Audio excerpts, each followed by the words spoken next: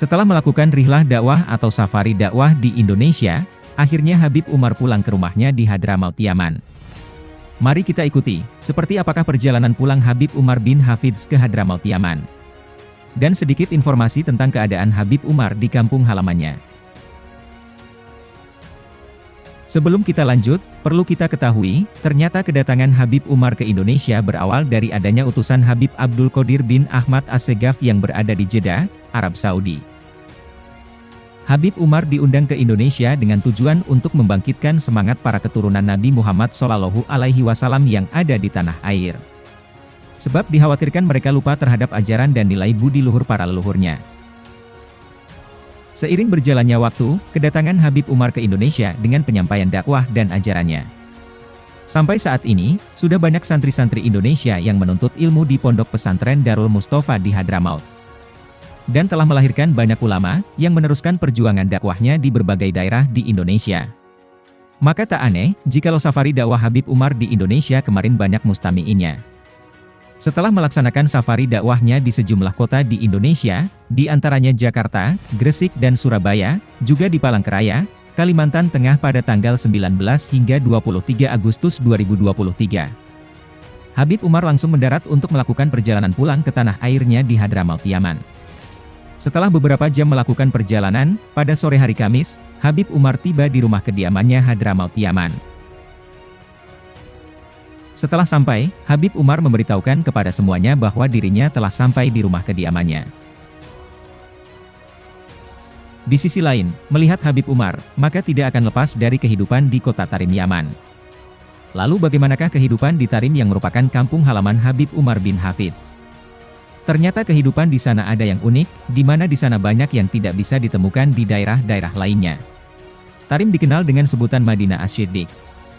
Sebab, di kota inilah sahabat Nabi Abu Bakar Asy-Syiddiq meminta sumpah setia penguasa Tarim pada masa itu, yang bernama Ziyad bin Lubaid al-Ansyari beserta penduduknya. Keistimewaan lain dari kota ini adalah terdapatnya banyak masjid, jumlahnya mencapai 360 buah, sesuai dengan jumlah hari dalam satu tahun. Keunikan yang terstruktur dengan alam. Tarim juga dikenal sebagai pusat menuntut ilmu para alim ulama di berbagai belahan dunia. Dan bangunan rumah pun yang unik dari bentuk dan cara untuk membangunnya, bangunan yang lebih kekuno-kunoan, itu menunjukkan khas unik bagi mereka. Di sana adalah daerah yang cukup panas, maka tak aneh, bila berpuasa di sana cukup lumayan berat ujiannya. Dan hal yang sangat ajaib adalah, agar tidak bercampur antara pria dan perempuan, masyarakat Tarim membuat pasar khusus untuk wanita. Meski begitu, para wanita tersebut tetap mengenakan cadar serta meminimalisir kesempatan untuk keluar rumah. Maka tidak heran, beberapa tahun lalu masih banyak dijumpai wanita-wanita yang selama hidupnya hanya 3 kali keluar rumah.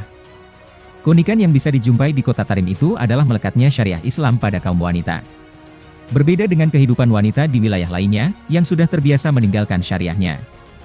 Wanita-wanita Tarim, sudah terbiasa dari sejak kecil dalam kesehariannya berdiskusi tentang Al-Quran, tasawuf, adab, akhlak, dan ilmu agama lainnya.